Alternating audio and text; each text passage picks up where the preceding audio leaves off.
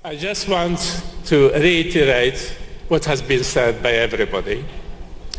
And I want to underline the fact that everything that happened in Ashraf and Liberty, they are not secrets to the United Nations.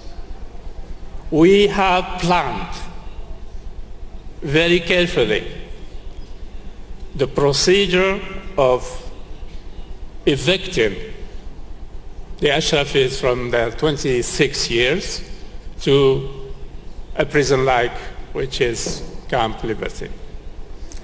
In doing so, the United Nations, UNAMI in particular, knows exactly the consequences. But I could tell you that the consequences were premeditated. And the crimes that took place, particularly recently in Camp Liberty, were premeditated, and the person who should be held accountable is quite well known.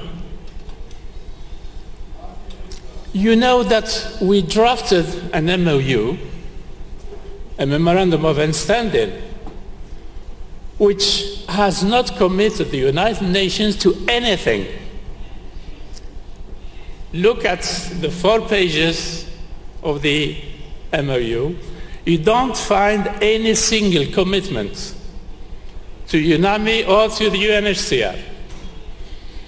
It's all a responsibility given to the government of Iraq. So from Article 1 till Article 7, the government of Iraq does this, does that. What does that mean? It means that we have given the Ashrafis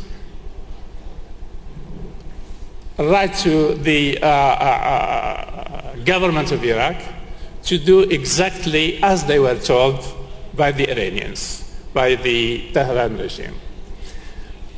Now that's what happened. We know that it was all built on lies and misleading. We know that lots of warnings were made that Camp Liberty is dangerous. And yet I was personally told that you have to try to be positive. Positive, it means approve and don't be an obstacle to the process of the United Nations. So there was a day I said, no, I cannot approve this. And then I assume you all know what happened. But now that I have been vindicated by the events, I want an investigation to be undertaken so that we hold those responsible of what happened accountable. I did warn them personally.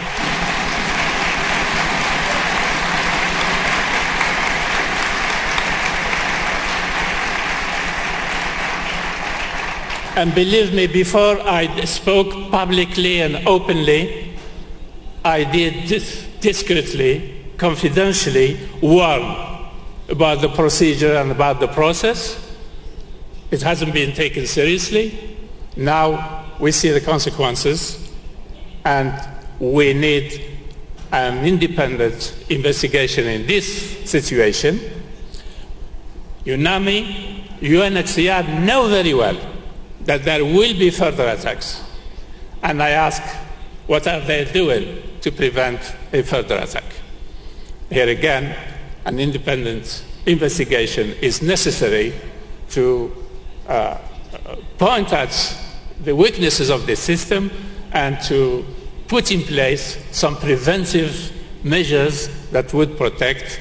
And in my experience, going back to Ashraf is the only real protection that Ashrafis could afford. Ashraf is a place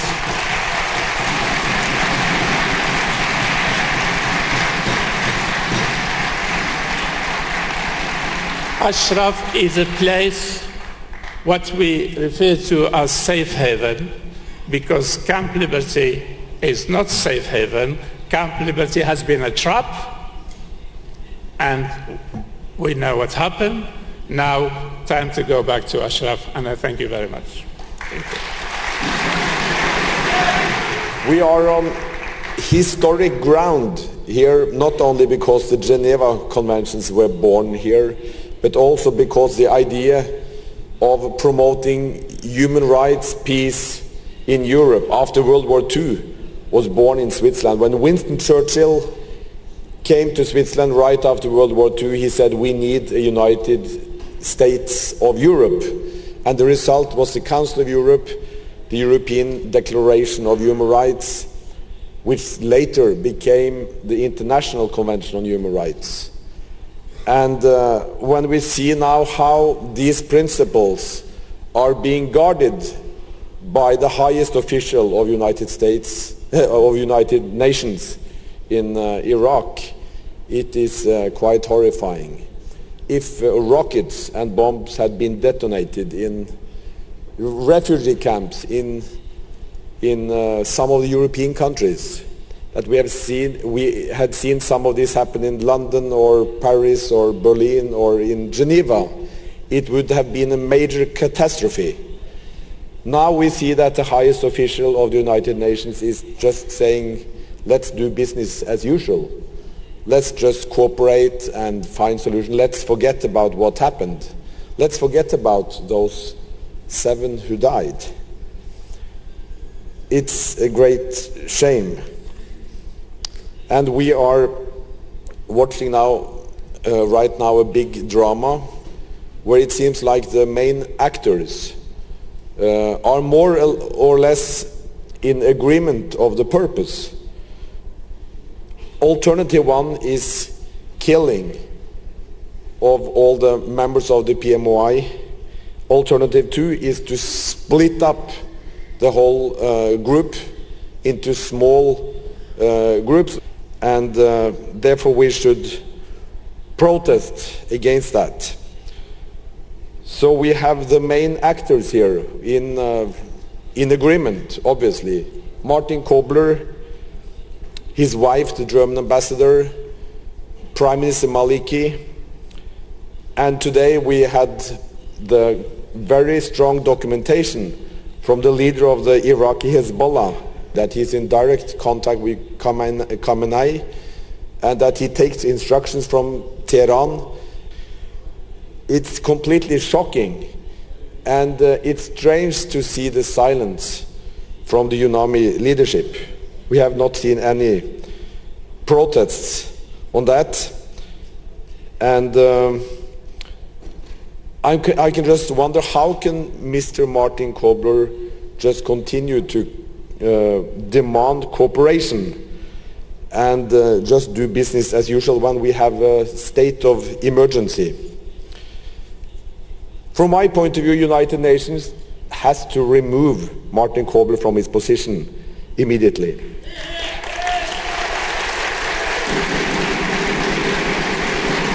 And then the German government should call home the German ambassador immediately because of misconduct in her service. It's probably much more than misconduct of service. And